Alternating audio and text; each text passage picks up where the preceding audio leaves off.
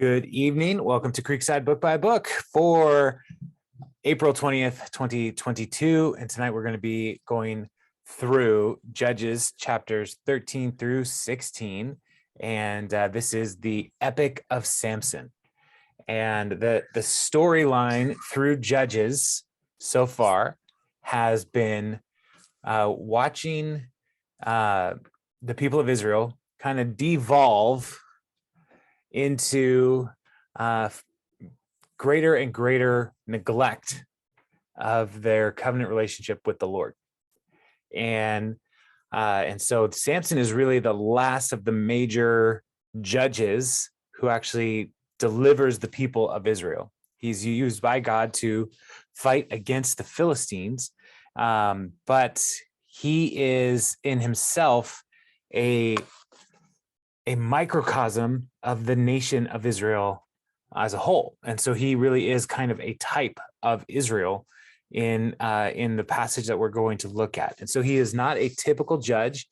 His story is very familiar for many of us growing up if you grew up in church and Sunday school, you talked about Samson and his feats of strength and knocking over the pillar walls, all these things. I have the flannel graph memories imprinted on my brain. Like I have these pictures as I read through this. And so as I was researching this week, we also should recognize that he is duplicitous. He is a trickster. He is a womanizer. He is not living up to his personal covenant commitments.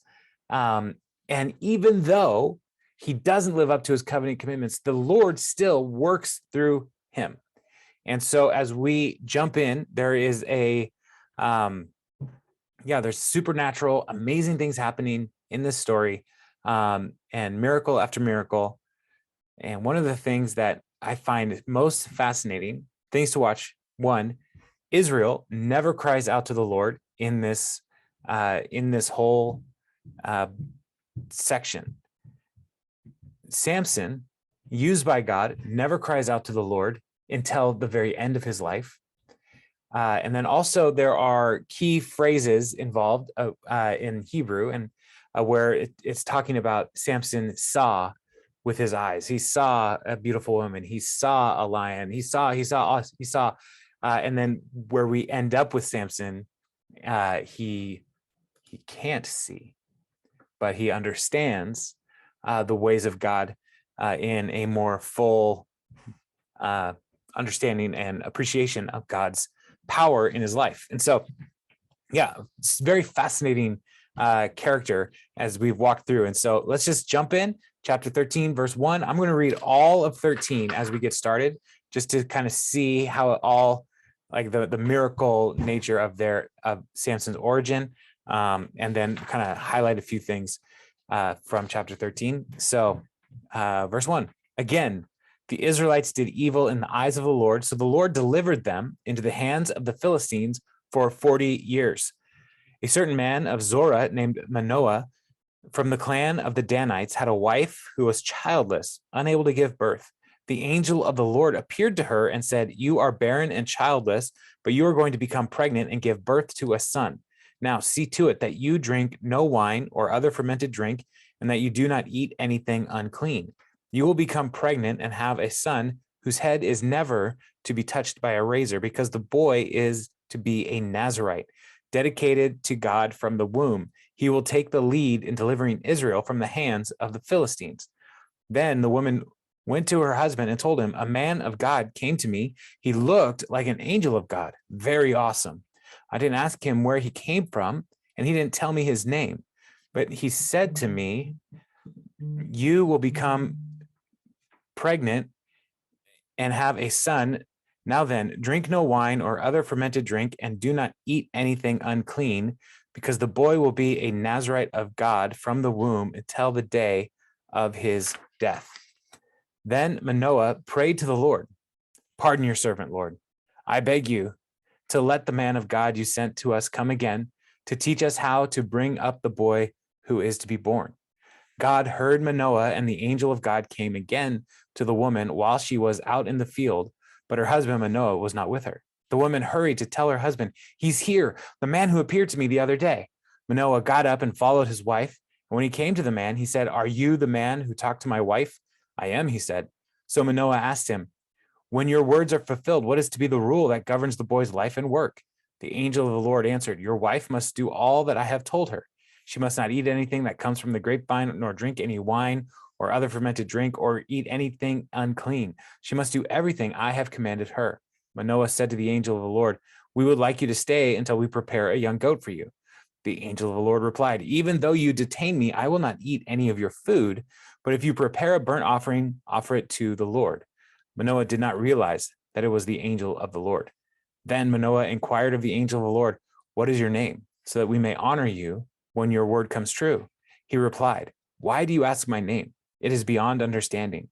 Then Manoah took a young goat together with the grain offering and sacrificed it on a rock to the Lord. And the Lord did an amazing thing while Manoah and his wife watched. As the flame blazed up from the altar toward heaven, the angel of the Lord ascended in the flame. Seeing this, Manoah and his wife fell with their faces to the ground. When the angel of the Lord did not show himself again to Manoah and his wife, Manoah realized that it was the angel of the Lord. "We are doomed to die," he said to his wife. "We have seen God." But his wife answered, "If the Lord had meant to kill us, he would not have accepted a burnt offering and grain offering from our hands, nor shown us all these things, or now told us this." The woman gave birth to a boy and named him Samson. He grew, and the Lord blessed him, and the Spirit of the Lord began to stir him while he was in Mahane Dan between Zorah and Eshtaol. All right.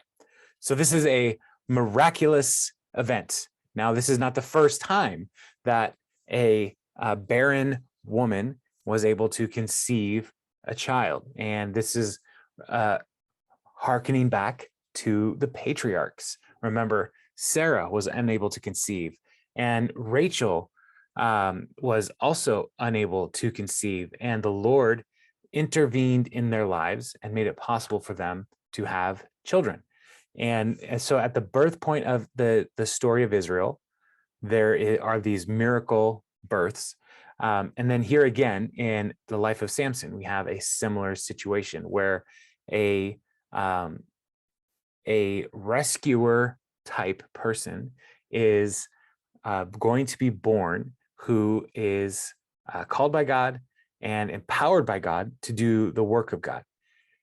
This is also going to be a similar situation in the life of Samuel. We'll see Samuel's mother, Hannah, is unable to conceive, and she prays, and then the Lord enables her and her husband Elkanah to conceive Samuel. And so here, though, we have the woman, the wife of Manoah, who has an encounter with an angel, and the angel calls her, first of all, to live like a Nazirite. The son that she is going to bear is going to be a Nazirite, but she also needs to live like a Nazirite while she is pregnant. So no fermented drink, no grapes, no unclean food. And remember, if back when we were talking about the Nazirites and the Nazirite vow, it was something that was a vow that people would take upon themselves as a way to honor God. And so it was not something that everybody had to do, and men and women could be Nazirites. And so before Samson is even conceived, his mother is going to start living like a Nazirite. But Manoah is like, who's this strange man talking to my wife? What's his deal? And so he wants her to tell him if he ever comes back, and then they're going to have this whole interaction. And then it happens. The angel comes back and they talk, and he reminds her, like her and Manoah, that she needs to be a Nazirite. The son needs to be a Nazirite, and part of the Nazirite vow is to not cut your hair. And so for Samson's entire life, he is supposed to avoid unclean things, avoid any fermented drink or fruit from a vine, and he is never supposed to cut his hair. These are part of the Nazirite vow. This is what he's supposed to be all about his whole life, because God is calling him to serve the people of God and to liberate them from the Philistines. So the angel of the Lord reminds Manoah, and then Manoah wants to honor the angel, which is interesting. He doesn't know who this person is. And even as he's reading, he doesn't recognize, as we read through this, he doesn't recognize that this is the angel of the Lord, but he wants to make a sacrifice unto him and to honor him. And the angel of the Lord says, no, don't do that. Do not make a sacrifice to me, make a sacrifice to the Lord. And if we let's remember the sequence of events in Judges so far. There have been a couple times where people have made sacrifices to the Lord, and they put the sacrifice on a rock, and it is consumed. And so here in this situation, the angel tells them to make the sacrifice, put it on the rock. It's consumed, but this time the angel, as we read through, the angel jumps into the fire and goes up to heaven. That's different. That's new. And so that is a shocking thing. And Manoah recognizes, oh, this is not just some guy. This is the angel of God. We've seen God, and now we're all going to die. And Manoah's not wrong. Like, the idea of seeing God with your own eyes is terrifying, because he's so powerful and so majestic. And so, like, they are afraid that they will die. But his wife, I love his wife here. It's like, if God wanted to kill us, why would he tell us that we're going to have a kid?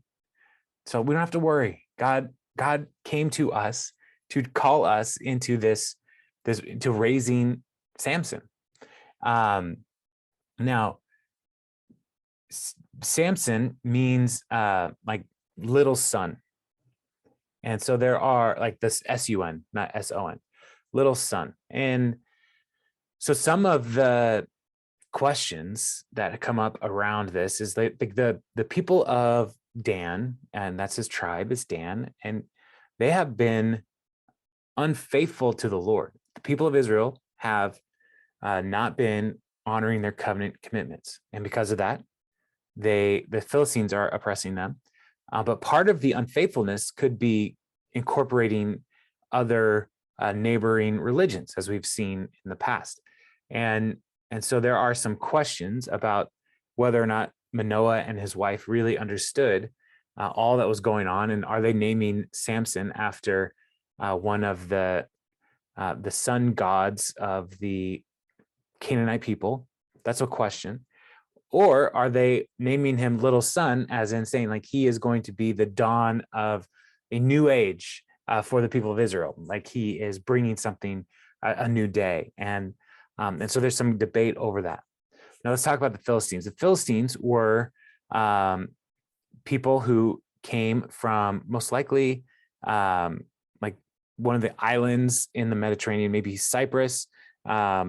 But they came into the Canaanite land, and around 1200 BC is what most people were saying, and they kind of conquered the coastland a little bit, and they had 5 major cities that they were operating in, and they even tried to go and fight against the Egyptians, and the Egyptians repelled them, but they worshipped a god named Dagon.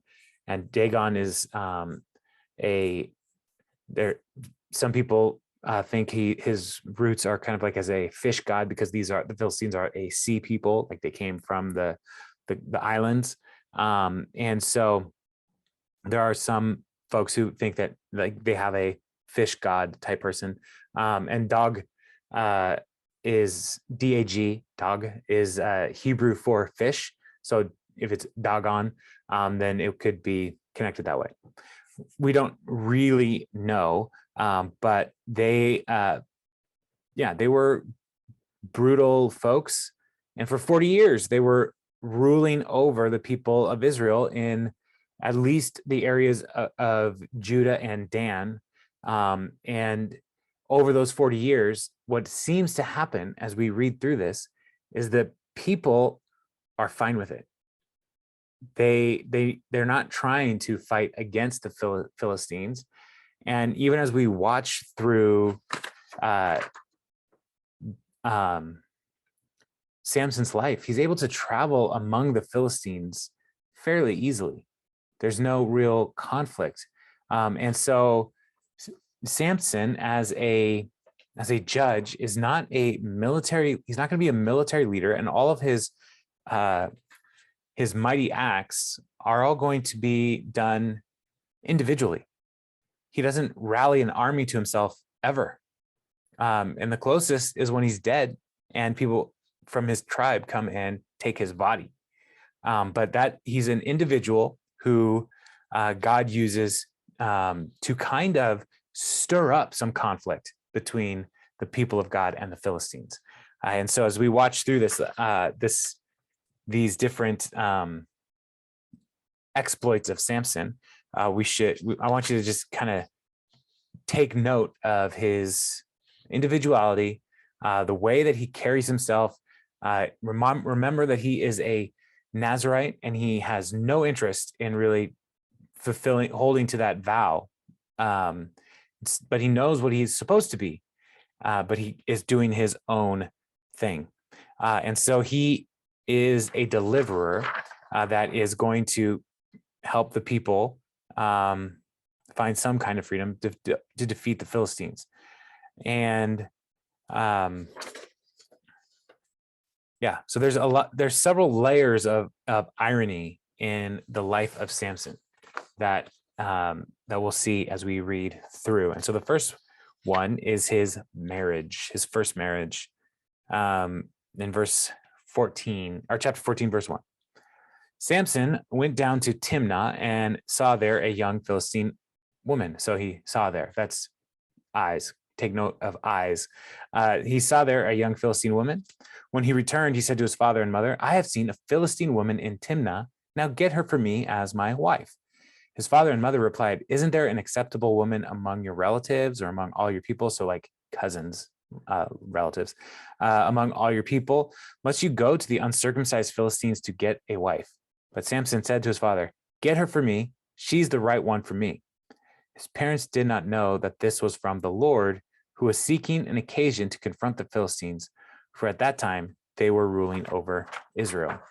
So even here, the Lord is involved in this. So Samson, as a person of Israel, was not supposed to marry people from other nations.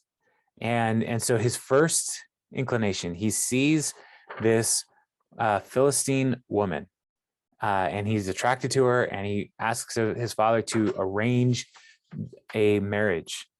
And their concern is, like, we're not supposed to marry Philistines. We're not supposed to marry people who are not Israelites. And so why are you doing this? But Samson is, he's a stubborn person, and he is saying, no, that she's the one for me. And one of the dangers, sometimes, like, a miracle child, like Samson, sometimes people put a lot of eggs in one basket with the miracle child. Like, oh, whatever you want, you're a miracle. And so I don't know if that's what Manoah and his wife were like with him, but they went along with it. Again, they did not know that God was using this as a way to stir up some conflict, which is what verse 4 says. God is doing this. This is all from the Lord. And so it kind of makes a question, like, what is God up to? So as a reader, like if we were reading this story for the first time, the narrator who's putting this all together is shaping a really great story, just as a piece of literature. It's an awesome story. He's giving us the hints we need just when we need them. God's up to something. This is against what they thought they should be doing anyway. Like God said, don't marry people from other tribes, but maybe the people of Israel are so far gone from faithfulness to the Lord that God's doing anything he can to create this conflict, because the conflict that is necessary is to liberate the people from the Philistine oppression. and but they need a little kick in the pants to get moving on that. So his father goes and arranges the wedding. Verse 5, Samson went down to Timnah together with his father and mother. As they approached the vineyards of Timnah, suddenly a young lion came roaring toward him. The Spirit of the Lord came powerfully upon him, so that he tore the lion apart with his bare hands, as he might have torn a young goat. But he told neither his father nor his mother what he had done. Then he went down and talked with the woman, and he liked her. Sometime later, when he went back to marry her, he turned aside to look at the lion's carcass, and in it he saw a swarm of bees and some honey. He scooped out the honey with his hands and ate it as he went along. When he rejoined his parents, he gave them some, and they too ate it. But he did not tell them that he had taken the honey from the lion's carcass. Now, this is the first time in the life of Samson where we see the Spirit come upon Samson. And the way it talks about it is the Spirit of the Lord came powerfully upon him when the lion was attacking. And it's kind of a rush is the way that we should think about it. Like lion's coming, and at just the right time, Spirit of the Lord empowers Samson to rip the lion in half.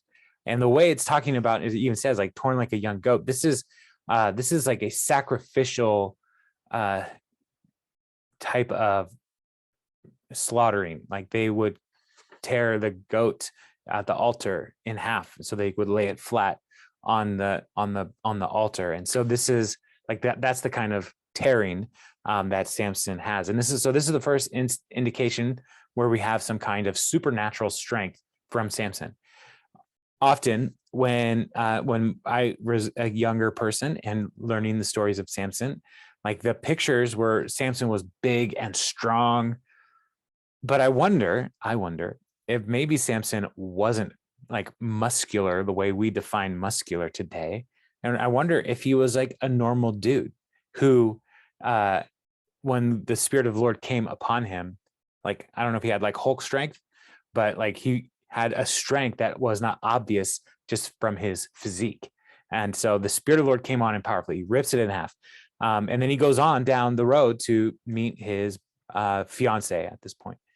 And he likes her, that everything's going great. And some time passes. Enough time passes to where this lion carcass, Samson didn't tell anybody what he did with it. It just is a dead carcass. A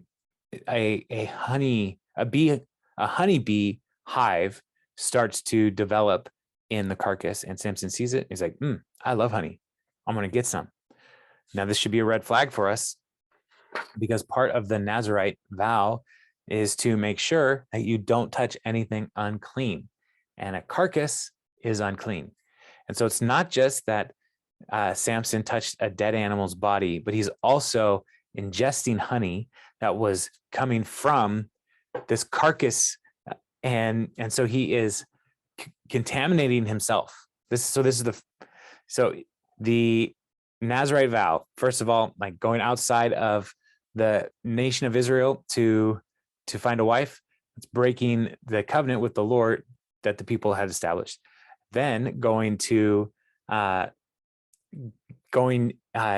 and touching a dead body, that is a breaking of the Nazirite vow. And so Samson is not living up to the expectations of the Nazirites, and somehow the Lord continues to intervene for him. But so he takes some money, he eats it, he takes some home to his parents, and he has them have it. And so he's also spreading his contamination to his family. So now they are ceremonially unclean because of Samson's actions and the secret that he wasn't telling them. And so one of the things that the narrator might be trying to help us understand, even in the life of Samson, if he is a microcosm of Israel, Samson, he was willing to get others involved in his uncleanness. And we see the people of Israel turning away from the Lord. No one in those days, Israel had no king, and everybody did whatever they saw fit in their own eyes. They abandoned the Lord. And so here is a little bit of this, a taste of Israel spreading the contamination around. Now, let's pick up in verse 10. Now his father went down to see the woman, and there Samson held a feast, as was customary for young men. When the people saw him, they chose 30 men to be his companions. And so the wedding feast was probably a 7-day situation, and these 30 men are not his friends. They're more like security. And so they were around Samson to make sure that Samson didn't do anything untoward with the bride. And so it's a kind of a protection again for the bride and the father of the bride's family, all this stuff. And it was customary. It wasn't a Samson is totally dangerous. So we need to make sure that we have these 30 bodyguards, as much as they just wanted to. This is part of the custom. Here's your 30 companions, your friends. And now remember, he's leaving his home to come to Timnah. And so he doesn't have any friends there. And so these are his associates. These are the security. And then he says, let me tell you a riddle. Samson said to them, if you can give me the answer within 7 days of the feast, I will give you 30 linen garments and 30 sets of clothes. If you can't tell me the answer, you must give me 30 linen garments and 30 sets of clothes. And so they tell us your riddle. They said, let's hear it. So why is he telling them this riddle? He's trying to, it might be that he's having fun and he's playful, and that could be part of it, but it could also be like he is annoyed that they have sent these people to watch over him. Like he's sensing some hostility from them. And so he replies, out of the eater, something sweet, out of the eater, something to eat, out of the strong, something sweet. So for 3 days, they could not give the answer.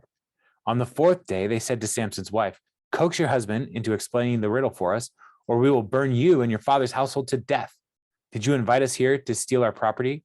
So, that escalated quickly. It went from a riddle to threats of violence against Samson's wife and her family. Then Samson's wife threw herself on him, sobbing, you hate me. You don't really love me. You have given my people a riddle, but you haven't told me the answer. And I haven't even explained it to my father or mother, he replied. So why should I explain it to you? She cried the whole 7 days of the feast. So on the 7th day, he finally told her, because she continued to press him. She in turn explained the riddle to her people. And so Samson is still in this, we see he still, values his parents more than his new wife.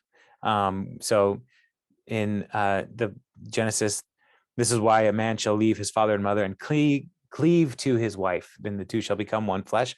Samson's not really into that part of cleaving and becoming a new family. He's still like, no, I value my parents. I haven't even told them. I value them more than you. So before sunset on the 7th day, the men of the town said to him, what is sweeter than honey? What is stronger than a lion? And so now they know that the answer to the riddle, but there's no way they should have known this. This riddle was a trick. No one knew that Samson killed a lion. No one knew that Samson had honey from a lion. And so he knew right away. Samson said to them, if you had not plowed with my heifer, you would not have solved my riddle. So he's saying, you cheated. You got this information from my wife. And so you are a cheater. And so, but he is going to honor his obligation. And then the Spirit of the Lord came powerfully on him again. And he went down to Ashkelon, struck down 30 of their men, stripped them of everything, and gave their clothes to those who had explained the riddle.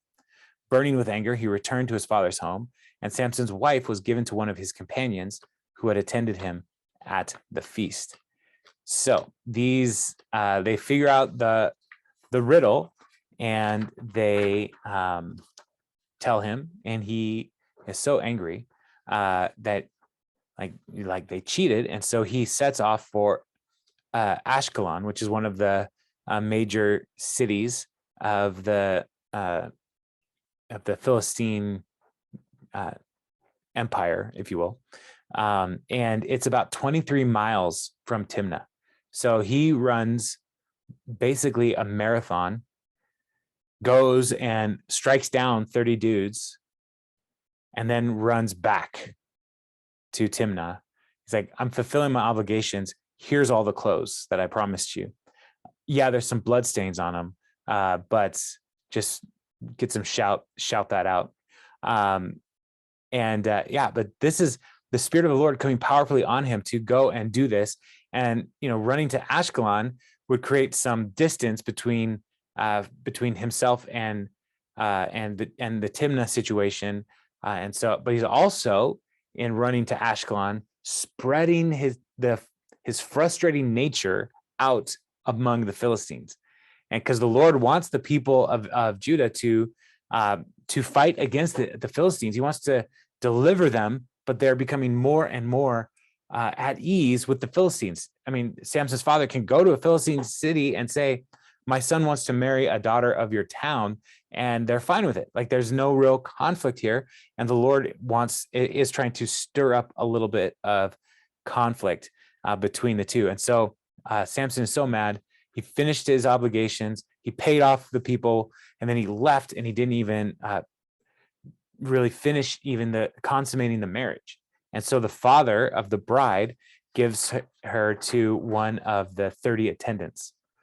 And so that's going to create more tension. And in chapter 15, verse 1, later on, at the time of wheat harvests, Samson took a young goat and went to visit his wife. So Samson's like, I'm married to this woman. I'm going to bring her a gift. Maybe they were never going to live together in their own house. This was not totally uncommon practice where a husband would be in another town and wife would be in another town, and he would come and bring gifts. This was something that happened from time to time. And so he's doing that. He said, I'm going to my wife's room, but her father would not let him go in. And he said, I was sure you hated her.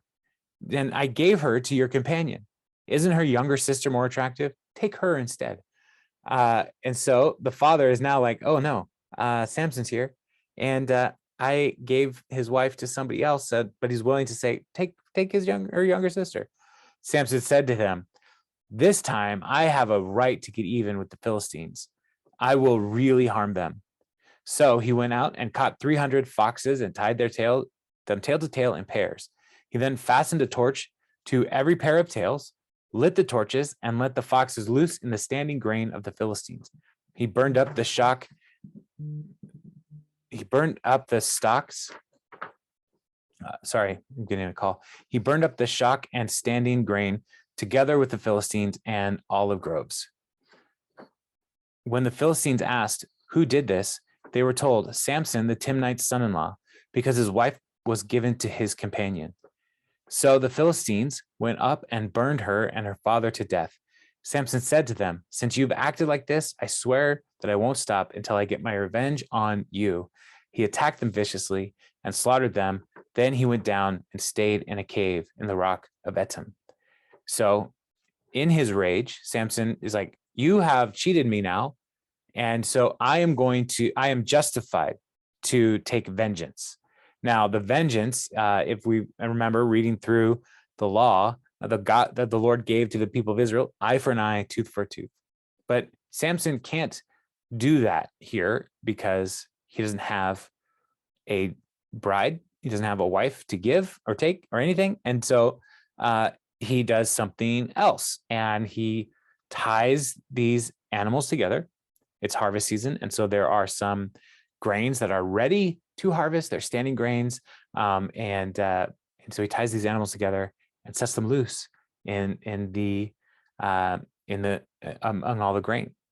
And it says here foxes, but foxes, most commentators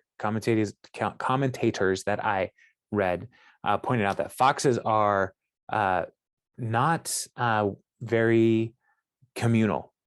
And so trying to capture 300 foxes and tie them together, like, that would have been really difficult. And the word for fox can also be translated as jackal. And so jackals actually are communal. And so rounding up a herd of jackals or a group of jackals would actually be something that could be done. And so then the question is like, well, why did he tie them together? What is that about? And most likely, tying them together and tying the torch on them would create the desire for the animals to be to pull against each other. And so there would be zigzagging all over in the grain fields.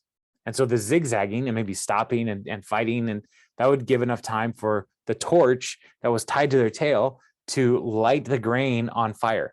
And so it would slow them down enough to like create this massive blaze, ruining the crops for the Philistines. And so this angers the Philistines and the people of Timnah. And so they come and they burn down the Samson's wife's house with the family inside. And so this again is something where Samson gets his revenge, and he attacks them, and he killed many of the people in the city, and then he ran to stay in the town of Edom. So yeah, Samson is again, he's not a great dude. He is violent. He is impetuous, and so he is, I mean, we're seeing his nature here of acting without thinking, maybe we could say, but also just being a real piece of work.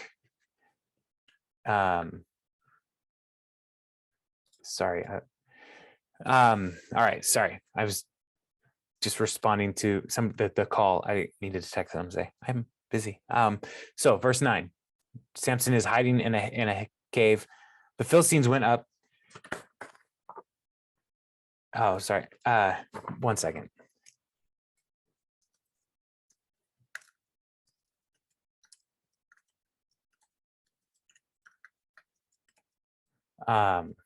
So the Philistines are going to respond to Samson. Technology is fun. Verse 9, the Philistines went up and camped in Judah, spreading out near Lehi. The people of Judah asked, why have you come to fight us? Now, remember, the Samson is being used by God to stir up tension between the people of Israel and the Philistines. And so the people of Judah, though, they don't want to have anything to do with these fights. They probably don't think they can handle it. And so they're like, we don't want to fight you. They respond, we have come to take Samson prisoner, they answered, to do to him as he did to us. Then the 3,000 men from Judah went down to the cave in the rock of Edom and said to Samson, don't you realize that the Philistines are rulers over us? What have you done to us? He answered, I merely did to them what they did to me. They said to him, we've come to tie you up and hand you over to the Philistines. Samson said, swear to me that you won't kill me yourselves. Agreed, they answered. We will only tie you up and hand you over to them. We will not kill you. So they bound him with 2 new ropes and led him up from the rock. As he approached Lehi, the Philistines came toward him shouting. The Spirit of the Lord came powerfully upon him. The ropes on his arms became like charred flax, and the bindings dropped from his hands. Finding a fresh jawbone of a donkey, he grabbed it and struck down 1,000 men. Then Samson said, with a donkey's jawbone, I have made donkeys of them. With a donkey's jawbone, I have killed 1,000 men. When he finished speaking, he threw away the jawbone, and the place was called Ramat Lehi, because he was very thirsty. I'll pause there. So the people of Israel, or the people of Judah, they come, 3,000 people. They know Samson is strong. He's powerful. So 3,000 people come down into this cave area, and they're like, Samson, you're causing trouble for us. What are you doing? We don't want to have anything to do with fighting the Philistines. Why are you doing this? And Samson tells them, like, listen, are you going to try to kill me? Because he has no interest in fighting the Israelites. And they're like, no, we have no interest in fighting you either. That's why there's 3,000 of us. And so he allows them to tie him up with new ropes. And so a new rope, often these ropes would be made out of like a fibrous plant like flax, And so a new rope would not be brittle. It would be a stronger substance. And so highlighting that their new ropes is important. And so they tie him up, they bring him out, and while he is being brought out to the Philistines, they're shouting, they're celebrating. Finally, we've got Samson. He's gonna fall. We're gonna kill this guy who's destroying our towns and our people and our crops. And while they're shouting, he just rips a spirit comes upon him, and he rips the flax ropes off of him. And it's like they were charred, like they were burned, they were brittle and dried up. And because he was so strong, there was no tension whatsoever. And so he starts fighting them, picking up a fresh jawbone of a donkey. And this fresh jawbone, that detail there, that it is fresh, is like, this is a recently dead donkey. This is another dead animal. He's touching unclean things all the time. Samson is unclean, and he has no cares about it whatsoever. And he picks up the jawbone and he starts hitting and attacking the people, the Philistines. And this jawbone, I'd looked up some, what is the weight of a jawbone, and it's about, I had it. It was about 9 inches long, and it weighed probably a little less than a pound. So it's not like a majorly substantial weapon. Probably still has some teeth in it, so that might be why it was effective. But he just starts whooping on these Philistines and kicking butt, taking names. And then he starts singing a song, and his song, in contrast, his song to Deborah's song, and Deborah's song is like, look at what the Lord has done, look at what God has done. And here he's saying, with a donkey's jawbone, I have made donkeys of them. With a donkey's jawbone, I have killed 1,000 men. And so Samson is putting all of the glory for his victory back on Samson. It's the Spirit of God that's empowering you to do these things, but he continues to pull it back to himself. And so, he defeats them, and they rename this place Ramat Lehi, which is essentially, it's named after jawbone. So that's what the place is called now. And then verse 18, because he was very thirsty, he cried out to the Lord. This is the first time we see Samson crying out to the Lord. You have given your servant this great victory. Must I now die of thirst and fall into the hands of the uncircumcised? Then God opened up a hollow place in Lehi, and water came out of it. When Samson drank, his strength returned, and he revived. So the spring was called En Hakor, and it is still there in Lehi. Samson led Israel for 20 years in the days of the Philistines. So, so he cries out to God, and God miraculously provides water for him from a rock.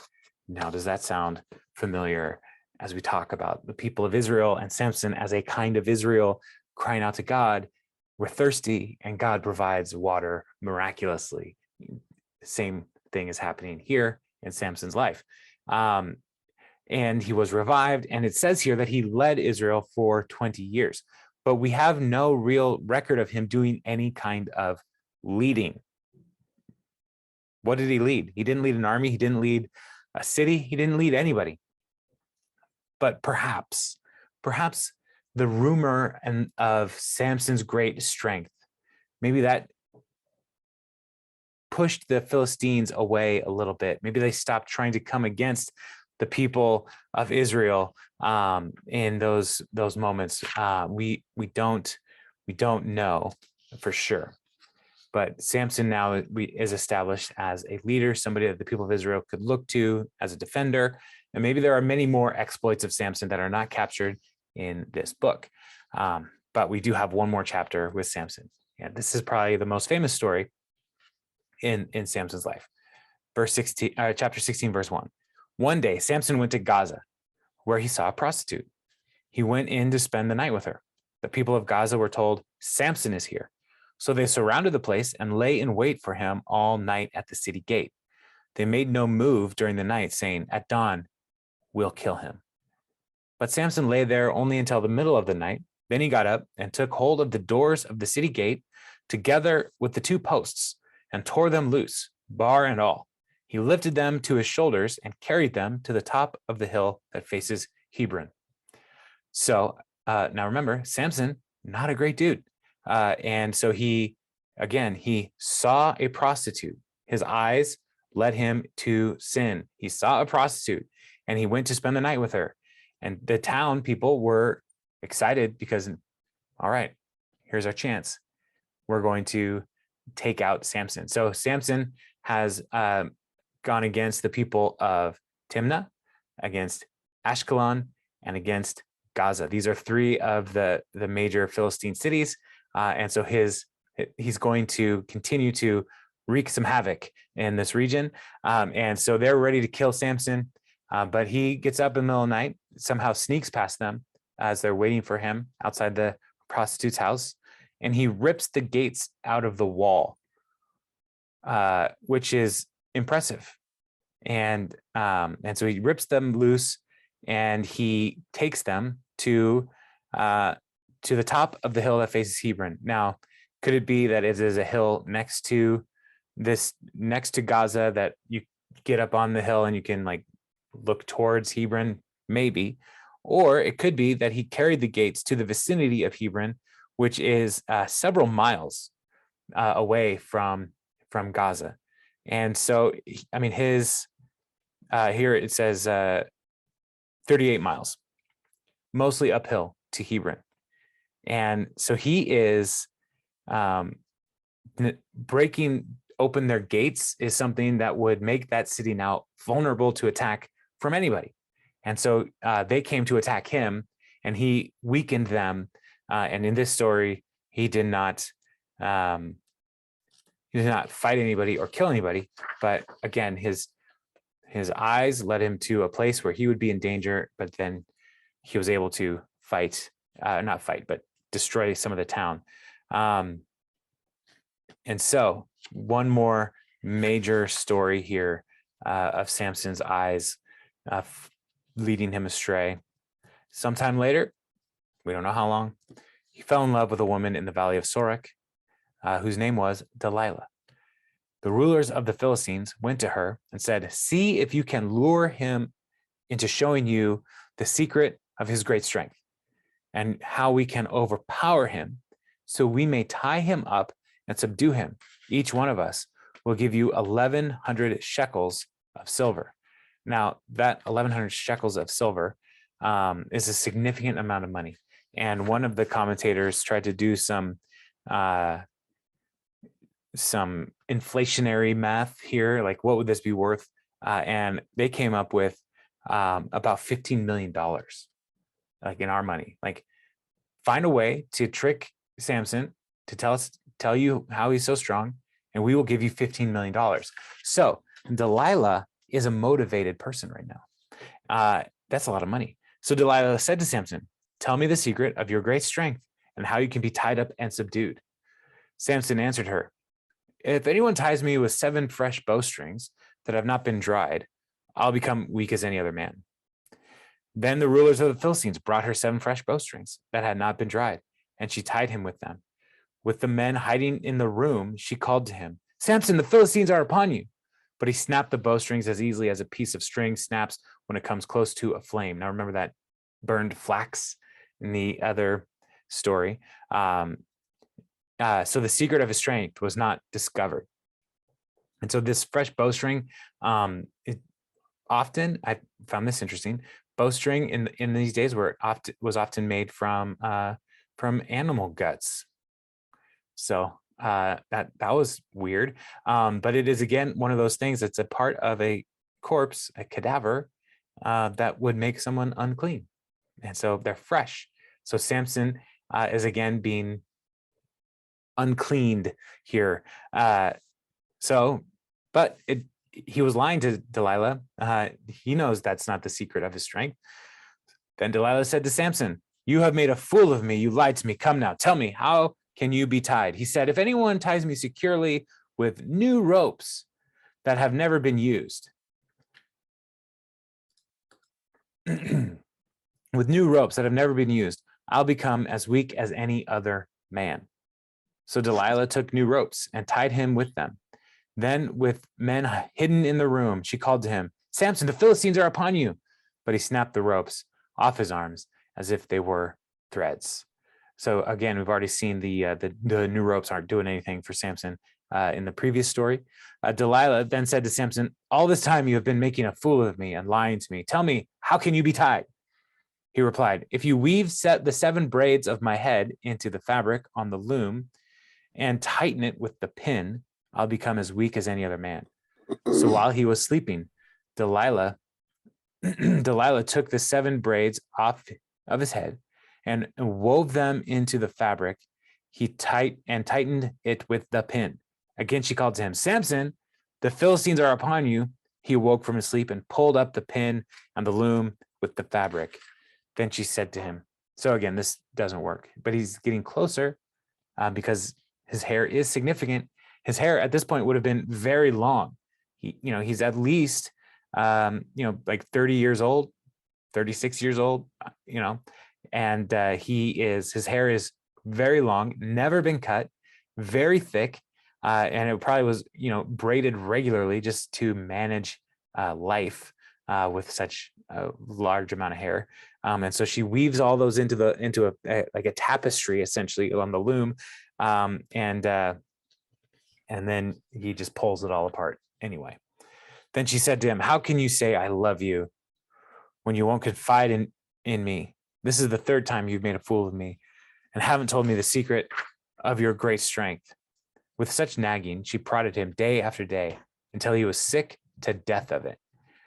So he is getting nagged into submission. So he told her everything. "No razor has ever been used on my head," he said, "because I have been a Nazarite, dedicated to God from my mother's womb. If my head were shaved, my strength would leave me, and I would become as weak as any other man."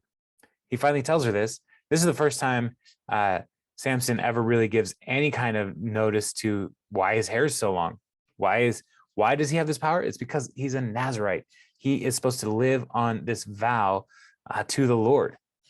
When Delilah saw that he had told her everything, she sent word to the rulers of the Philistines, "Come back once more. He has told me everything." So the rulers of the Philistines returned with the silver in their hands. After putting him to sleep on her lap, she called for someone to shave off the 7 braids of his hair. And so began to subdue him, and his strength left him. and so his strength left him. Then she called, "Samson, the Philistines are upon you." He awoke from his sleep and thought, "I'll go out as before and shake myself free." But he did not know that the Lord had left him. Then the Philistines seized him, gouged out his eyes, and took him down to Gaza, binding him with bronze shackles. They set him to grinding grain in the prison, but the hair on his head began to grow again after it had been shaved. So Samson loves this woman named Delilah, and she is a temptress. She is dangerous for Samson because he's attracted to her. She is also motivated by money, and so she does these 3 different times to try to get Samson to tell her the secret of his strength. And those 3 times he lies to her, and she's like, "You don't love me." And so finally, when she is able to convince the leaders of the Philistines, "He's told me the truth. He's told me everything." She convinces them to come back, cut off the hair. The Lord had left him. And Samson thinks nothing has changed. Now, Samson probably knew that he was not fulfilling the Nazarite vow throughout his life. And so he probably he knew that his hair was special. It was a sign to the people of Israel. Samson is a Nazarite. But he knew that God was showing up in his life, even though he was not following the other parts of the Nazarite vow. So it's like, well, maybe God doesn't really care about the hair thing. Maybe that's just one more ruse to tell Delilah but and maybe he was drunk or something. He didn't know his hair had been cut. I don't know. But he gets up thinking everything's the same. I'm going to subdue these people. But the Lord had left him. Now think about Samson's similarities to the people of Israel. They are called to be distinct among the nations. They are called, God promises to fight their battles for them, to be with them in and enabling them to do amazing things. But their disobedience leads to the Lord handing them over to their neighbors, handing them over to the Philistines. And this is one more time where Israel, represented Samson, is handed over to the Philistines. The Lord left him. And so what they did was they bound him up with bronze shackles, so metal shackles, and they gouged out his eyes. So his eyes have been leading him to do to sin, leading him away from following God's path for the people of Israel, following covenant faithfulness. And so the Philistines take out his eyes, and they put him to work in a prison house, essentially grinding grain. And so this was menial work, and so like a large millstone, where he would have probably pushed a log and then a millstone on top of a larger rock that would then just grind it. And so that's what he's doing. And the narrator is so great. I love the close. But the hair on his head began to grow again after it had been shaved. And so the narrator is giving us a little clue. Something's happening to Samson. Now, the thing about a Nazirite vow is you cut the hair off at the end of the vow, at the end of the period. And then you can start a new Nazirite vow the next day. Like the long hair is a sign that to say, like, I am a part of this Nazirite vow. But if you just cut your hair and say, I would like to start my Nazirite vow again, you can start that again. And so Samson, something's happening to him while he is in prison, while he is no longer the powerful man that he was. Something changes in his heart even. And so they have demeaned, the Philistines have demeaned him. They have mocked him. They use him as entertainment. But he is not done yet. And so verse 23. Now the rulers of the Philistines assembled to offer a great sacrifice to Dagon, their god, and to celebrate, saying, our God has delivered Samson, our enemy, into our hands. When the people saw him, they praised their God, saying, our God has delivered our enemy into our hands, the one who laid waste our land and multiplied our slain. While they were in high spirits, they shouted, bring out Samson to entertain us. So they called Samson out of the prison, and he performed for them. Now, these performances were probably mocking games, because he can't see. They were probably leading him astray, tripping him, harassing him in some way. And they were not paying attention to the fact that his hair was starting to grow. And so when they stood him among the pillars, Samson said to the servant who held his hand, put me where I can feel the pillars that support the temple, so that I may lean against them. Now the servant didn't think there was any threat here. Samson is just a man. He's not super strong. He's just a dude. Now the temple was crowded with men and women. All the rulers of the Philistines were there. And on the roof were about 3,000 men and women watching Samson perform. So that it was like a balcony situation where there was a viewing area on the roof of this building. Then Samson prayed to the Lord. Second time he's prayed, sovereign Lord, remember me. Please, God, strengthen me just once more, and let me with one blow get revenge on the Philistines for my 2 eyes. Then Samson reached toward the 2 central pillars on which the temple stood, bracing himself against them, his right hand on the one and his left hand on the other. Samson said, "Let me die with the Philistines." Then he pushed with all his might, and down came the temple on the rulers and all the people in it. Thus he killed many more when he died than while he lived. So this moment here, we see a broken and humble Samson for the first time. And he calls out to the Lord to give him the strength he needs just one more time. And so the pillars, they're the load-bearing pillars that are supporting the balcony area of the temple, of the temple, because they're celebrating their God. And so he is in a place where he can push against them, or maybe lower, like maybe even like lift them up in a way that like the pillar becomes unsteady and falls down. Regardless of the physics and the mechanics of it, Samson here calls out to God.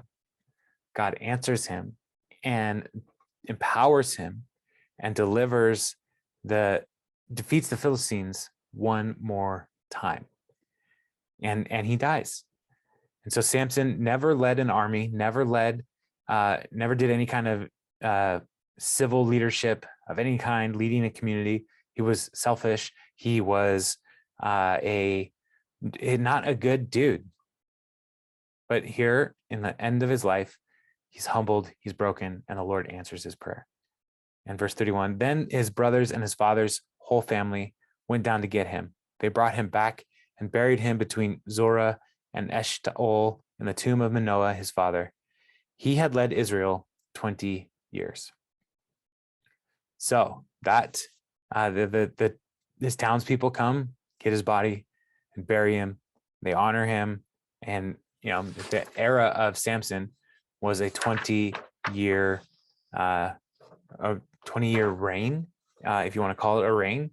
But he is an interesting character. And so I had never, before this week, I had never really thought of Samson as a type of Israel.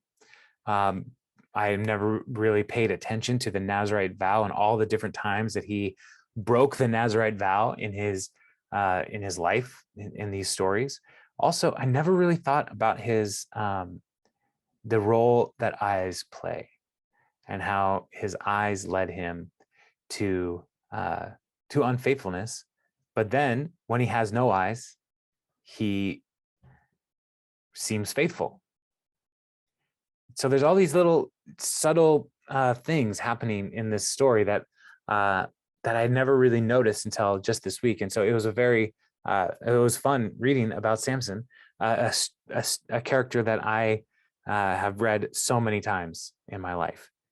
And so we can look at him as, yes, the last of the 12 judges and a mirror of Israel, but also recognizing that more than any other judge, he embodies the tragedy of Israel at the time of the judges, before the monarchy. Israel and Samson, born by an act of God, set apart to God from birth, blessed to be a blessing, and yet continually repudiating that special relationship and calling, squandering those gifts. So, so next week we will see kind of an epilogue of the nation of Israel just falling farther and farther from God's ideals. And it's not going to be a great picture next week. So, but yeah, that's Samson. Thoughts, questions? Let's talk about Samson.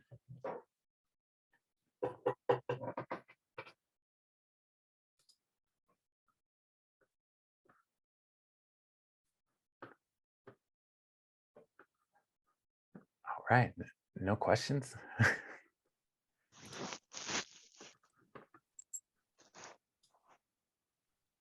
I don't have a question exactly, but I remember I just read this story for the first time last year, and it had been Sunday school the last time I had heard of him. I'm like, wait, is this the same story? This is so different. But I love your going through it today together. It was really cool. And the thing about the eyes, I really like.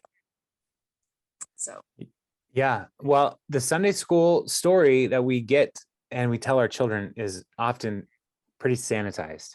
Yeah. You I never know, thought like, about it until I read the Bible again for myself. But yeah, I get that. It makes sense, but yeah, it's a totally different man. yeah, yeah. I mean, I don't know if we're doing our young people a disservice by sanitizing the Bible sometimes. Yeah. Um, and so there's a part of it where it's like, yeah, tell them the story at a level that is appropriate for them, right? Yeah. Um, and then as people get older, we want to make sure that we are telling them the story at a level that's appropriate for them, like Yeah. that they'll be able to like see like, oh, there's more going on here than just Samson was really strong. Yeah. And I think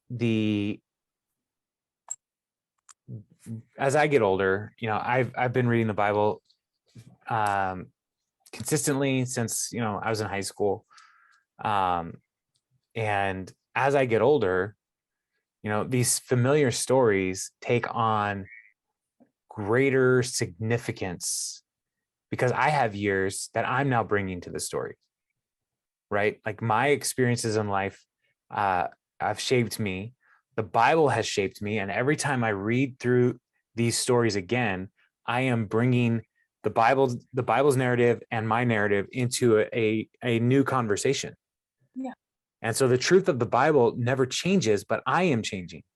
And so reading the Bible as we get older, with years, with heartache, with joy, with grief, with celebrations, all of these different things that make us who we are, enriches our reading of the Bible every time.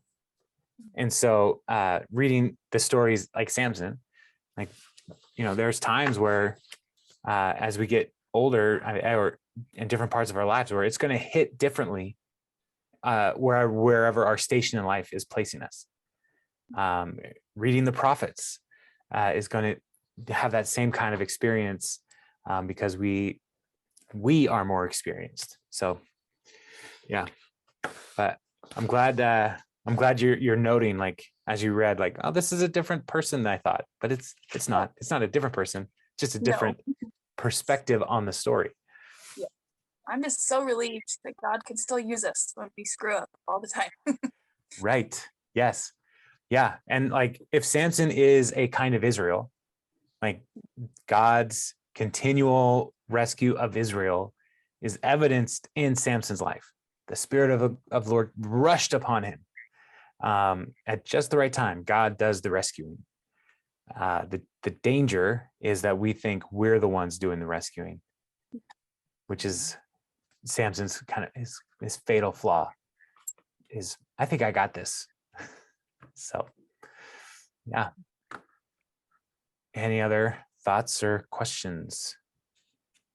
I kind of have a thought. It seems like he does what every single one of us seems to do. We try and do it in our own strength. And then whenever we try and do it in our own strength, it just flops. It never works out. And he finally clues in at the end, okay, I can't do this in my own strength. I don't have it. God, I need you. Just like we always have to do, call out to him. Yeah. Yeah. That's a good observation. There's a tendency to take our gifts from the Lord for granted. And anytime, especially in like leadership positions in for followers of Jesus, there is a danger that leaders think that they're the secret sauce to the organization, right? Like if it wasn't for this leader, oh, it would be terrible. So leaders start to think like, well, if it wasn't for me, things would go terribly. And we have to constantly like fight against that. And part of the challenge is people tell leaders like, you're so great, you're so great, you're so great, you're so great. And leaders, as a leader of a church, like it never feels bad when people say you're so great, right? It's like, thank you.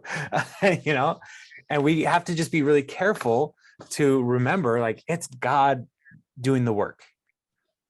I just get to be a vessel that he works through. And Samson, that's his story. Like God's doing the work. It's the Spirit of the Lord that comes mightily upon him that helps him to fight the Philistines.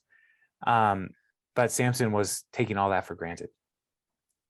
And so, yeah, when we take the gifts of God for granted, we are in a dangerous place.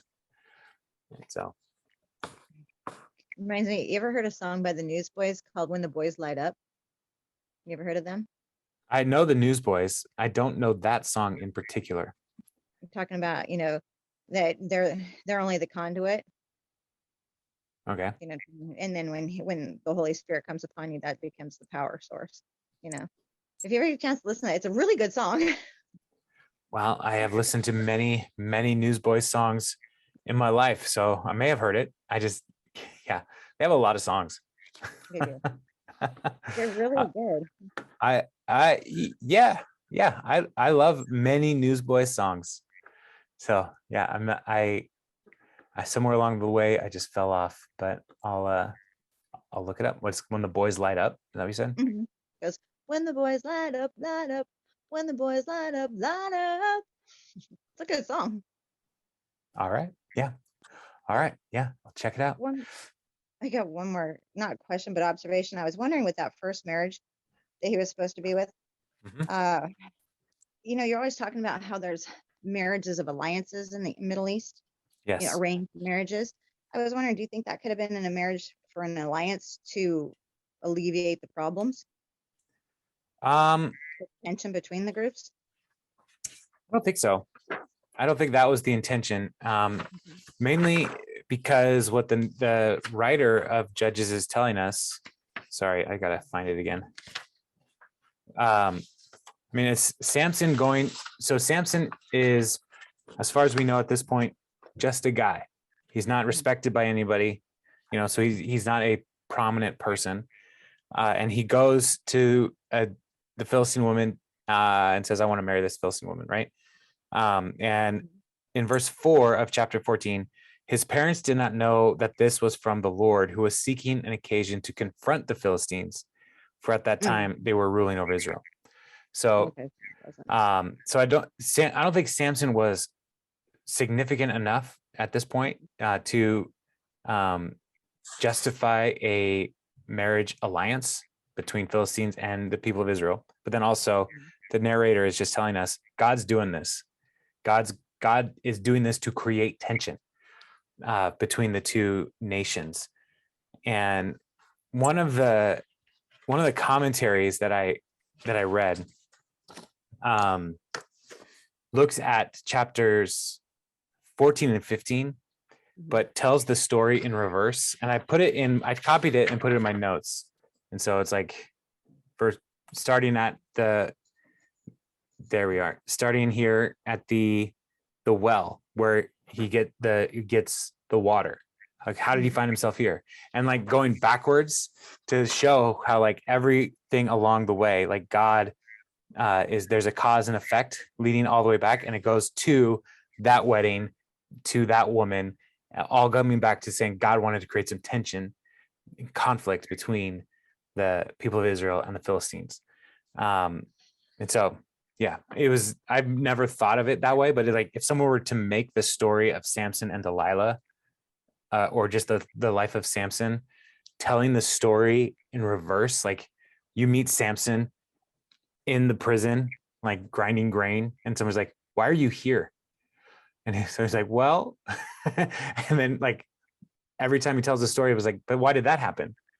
Well, and over again is like, oh, this happened because this happened, and this happened because this happened, and all the way back to revealing that Samson was called by God to do this thing before he was even born.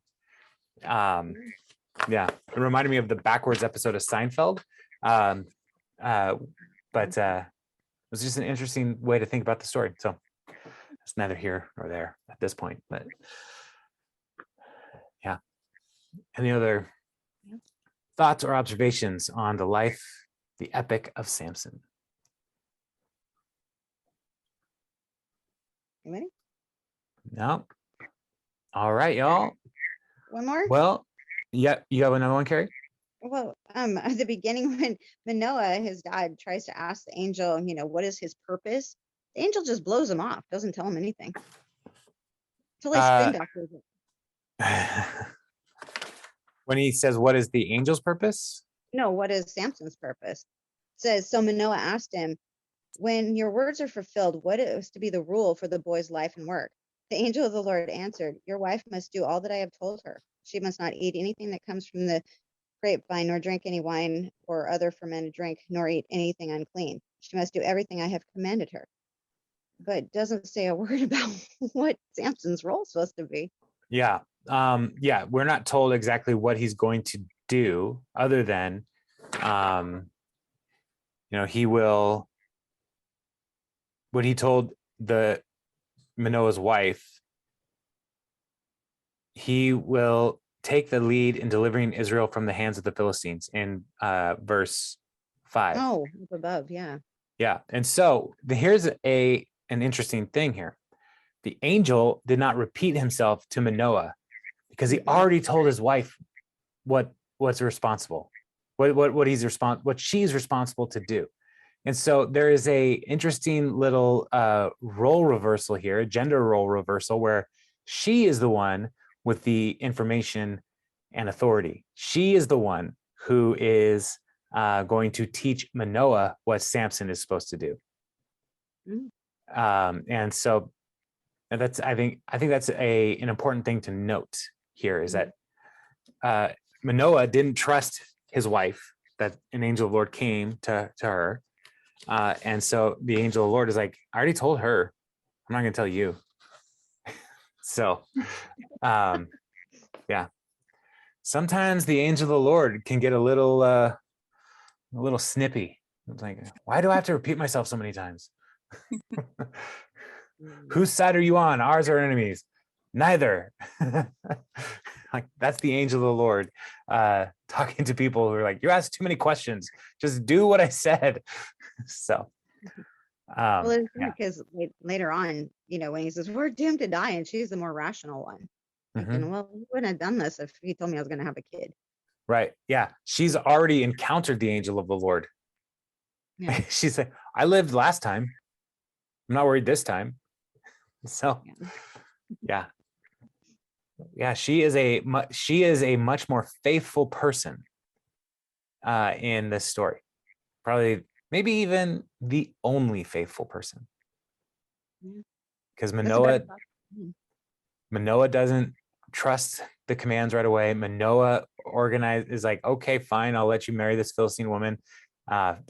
Samson's not faithful. So, but his mom was faithful. Okay, we could put this in genetic terms. He took more after his dad than his mom.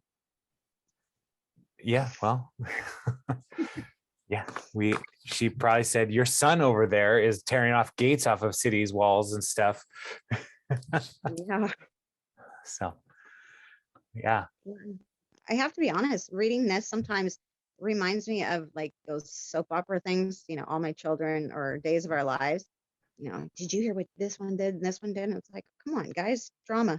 I'm like, drama, hello, no more. Oh, there's always drama. You put a couple of people together, there's always going to be drama. So, yeah. But I do think though that the fact that you're reading it and you're like, there's so much drama here. Like, we are attracted to drama. Like, we like stories, and we want those kinds of stories. And there's a reason why reality TV is so popular, is because of the drama that is manufactured there. Like, oh, what's Bill going to say to so-and-so?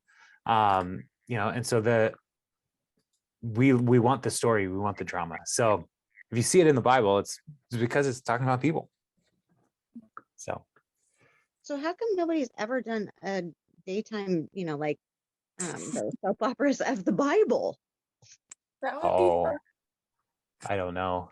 I think it would be pretty R-rated a lot of the time. We can't sanitize it like the kids' version of Samson.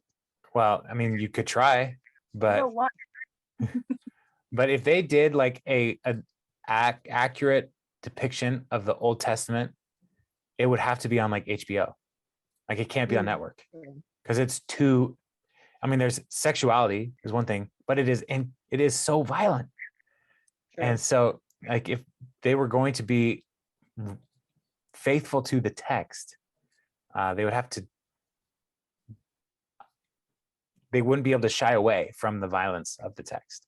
So, but I would recommend, if you haven't watched The Chosen, I think it's awesome. And it is a good depiction of Jesus and the disciples. So check it out. The Chosen, it's on YouTube. I So know. It's yeah. on Comcast too. It is, yeah. So, but if you don't have cable, everybody has access to YouTube. So, all right, y'all. Well, youth group is over. I'm hearing running, so I need to get my kids ready to leave. So I will see you Sunday, and next week we will wrap up Judges, and then next week is the last week of the groups quarter, and so we're going to take a break for May. I would appreciate your prayers, though. Josh and Shannon Baker are going to have a baby. Her name is Eleanor. And she may come sometime in May. And so there's going to be some help with youth group that I'm going to be doing during some of those weeks. And so this group's quarter break is actually coming at just the right time because I can help and be available to them to help with the youth group. So, but yeah, be praying for Josh and Shannon and for the youth group the weeks while I'm involved, because I don't want to bore them with old man Bible stories. So, all right, cool. I'll talk to y'all later. All right. Bye. Have a good night, everybody. Good night, guys. Thank you. Thank Good you. night, guys. Thank you. Bye.